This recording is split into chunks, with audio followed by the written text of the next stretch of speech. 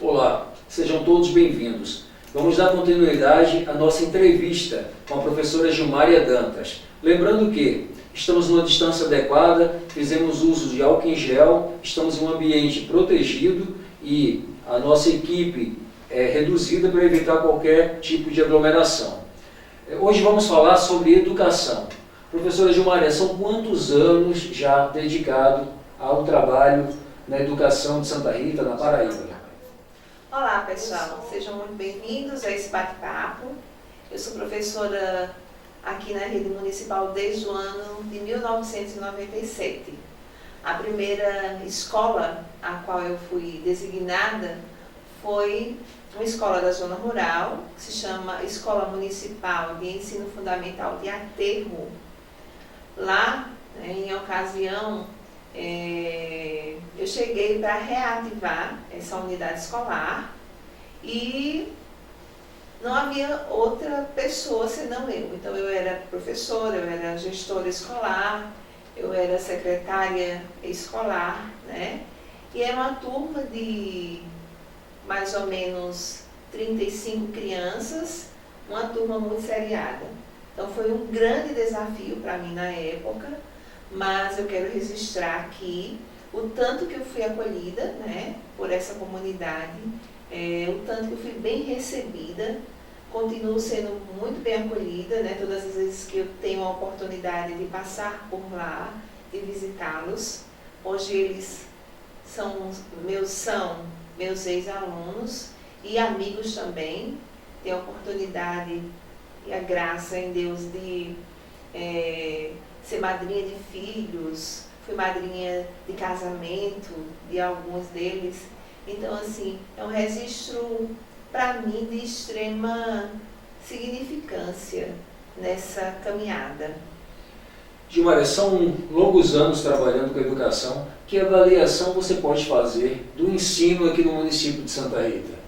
Vamos falar sobre esse ensino antes da pandemia.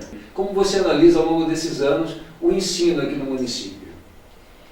Olha, Vanilson, eu gostaria de registrar aqui nos anos de 1998, 99, 2000, eu como gestora escolar da rede municipal, a autonomia que nós tínhamos com a nossa equipe de trabalho.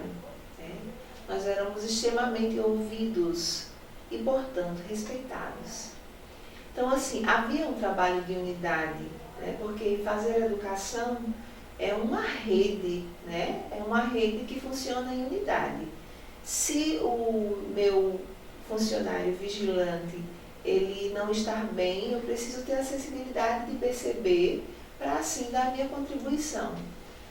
Do mesmo jeito como professora, se eu percebo que dentro do meu chão sagrado, de sala de aula, existe algum aluno que não está bem, eu tenho que perceber, eu tenho que ter a sensibilidade de percepção para assim o processo acontecer. Éramos extremamente respeitados, né? Eu relembro aqui, relembro aos meus amigos que estão me ouvindo, os educadores de Santa Rita, que nós tínhamos formação como escola ativa, né? Que nos capacitava a ensinar numa sala muito seriada. Então, assim, eu vejo hoje, né, uma realidade totalmente diferente, né? Um não desrespeito ao funcionário público. Eu registro aqui que nós temos 3/3 de férias vencidos e há 4 anos nós não temos aumento salarial. E eu gostaria de dizer para você, Vanilson, e para todos que estão nos escutando, que isso é uma desvalorização do profissional. E o profissional precisa, de fato, estar entusiasmado para cumprir a sua função de educador. Agora, nesse momento de pandemia, né, que as aulas estão acontecendo de forma online, eu gostaria de registrar apenas o seguinte para você. Veja bem, e os nossos alunos da rede municipal que não têm a ferramenta necessária para cumprir suas atividades? Como eles podem assumir esse compromisso com o seu professor, com a sua escola, no processo educacional? Vejam bem, que rendimento esse aluno vai ter se ele não está sendo acompanhado, né? Então é interessante que a gente perceba que o sistema ele precisa ser operante para todos os alunos. Ele não pode atingir apenas meia dúzia de alunos, não. Ele precisa atingir todo o corpo docente do município de Santa Rita. E atualmente, infelizmente, não está acontecendo. Eu gostaria de registrar aqui os nossos alunos da educação inclusiva. Como é que essa ferramenta está chegando para ele? Se não está chegando para os ditos normais, avalie para os nossos alunos da educação especial. Então, assim, faça um apelo ao grupo de técnicos, aos professores, aos gestores escolares que não esqueçam desse grupo de estudantes que nós temos na rede municipal e que precisam demais dos nossos serviços.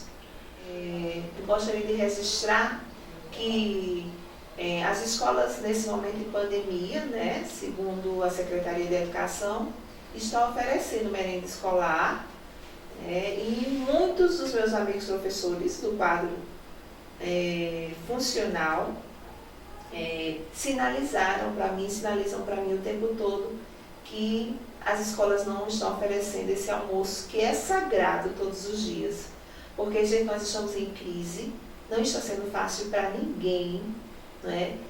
A maioria dos nossos alunos, eles são filhos de trabalhadores informais, portanto, a dificuldade é ainda maior. Então, abrir escola para receber esses alunos e oferecer essa refeição, isso é sagrado, né? Isso deveria ser garantia oferecida pela rede municipal de ensino.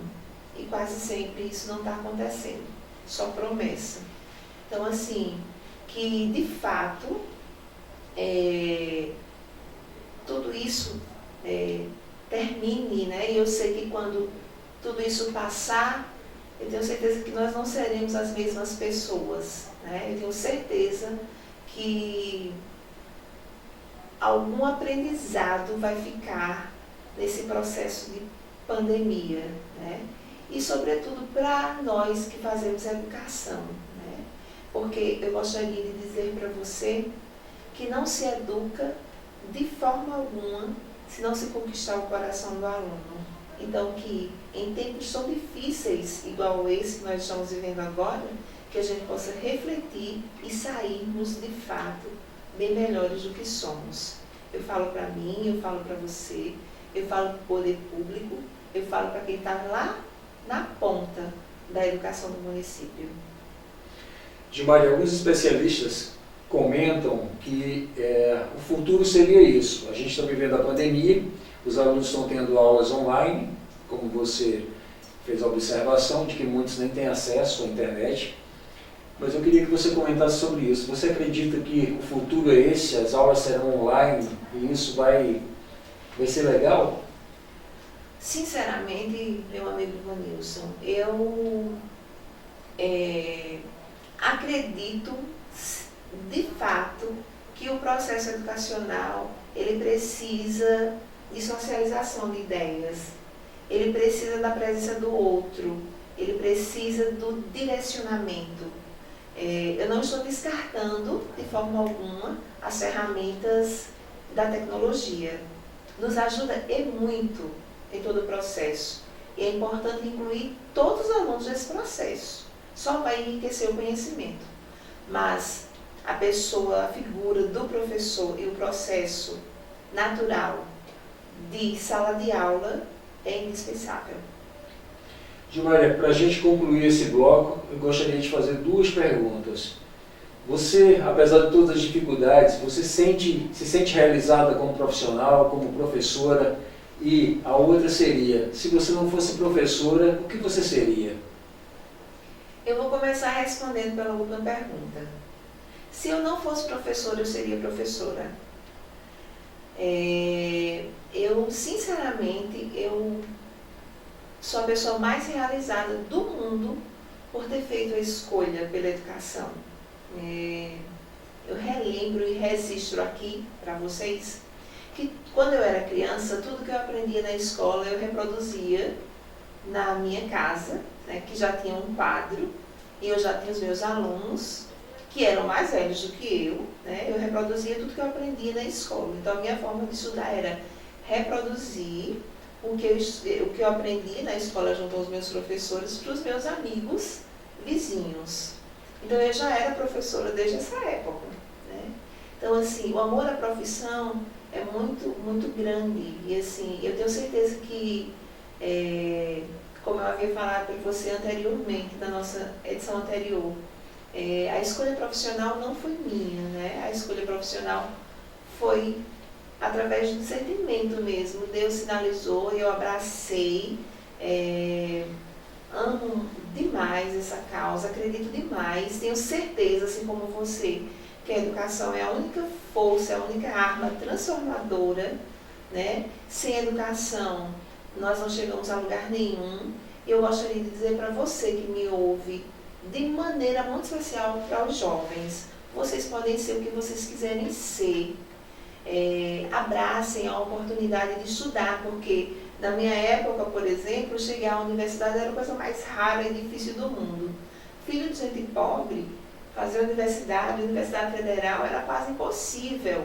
Então, assim, nós somos, né, grandes guerreiros e heróis daquele momento, daquele tempo, né? E a gente não ficava quieto, a gente sempre queria mais, a gente desejava mais, a gente entendia que o caminho para o sucesso na vida era o estudo.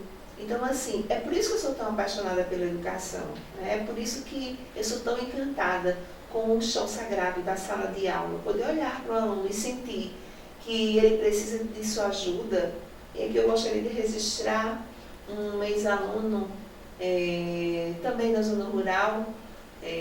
Quando eu olhei para aquela criança, eu percebi que ele não estava conseguindo aprender porque ele não enxergava bem, né? E assim, eu o convidei para sentar-se perto de mim na ocasião e ele aceitou, né, de sentar-se junto a mim, bem pertinho, para que eu pudesse ajudá-lo melhor. E depois de muito tempo, ele já é um homem casado, não sei se tem filhos, mas ele disse para mim, quando me reencontrou por um acaso, ele disse para mim: professora, você foi a única pessoa que identificou o meu problema de não aprender, que foi justamente a questão da deficiência visual. Então, assim, para mim, sabe, Vanilson, isso é motivo de muita alegria, de celebração do que eu escolhi fazer, porque é muito importante que a gente faça a escolha que o coração pede e sente, né? Eu também gostaria de registrar aqui, por exemplo, na minha casa, para os meus pais, isso foi a escolha da profissão, foi terrível. Eles não queriam de jeito nenhum que eu fosse professora, porque na cabeça deles, professora só sofre, professora é injustiçada, enfim, né? E depois de muito tempo, minha mãe, ela celebrava comigo a minha felicidade quando eu chegava em casa e partilhava com ela, né, as experiências do dia a dia no chão sagrado da sala de aula. Então, para mim, Vanilson, a escolha da profissão foi extremamente assertiva. Bom, foi um prazer mais uma vez tê-lo aqui conosco. Eu acredito que todo mundo que está aí do outro lado ouvindo todas essas histórias devem estar, né, muito felizes, porque é uma história verdadeira de alguém que realmente carrega, né, o amor ao ensino. Eu gostaria de agradecê-lo e que você possa fazer as considerações finais. Um grande abraço a você que nos escuta com muito entusiasmo. Obrigado por parar e sentar e olhar para a gente. Quero dizer para você que tudo que foi dito é da alma, que você possa avaliar essa fala, que você possa avaliar essa pessoa que está falando para você, que Deus te abençoe e até a próxima. Muito obrigado a todos e fiquem com Deus.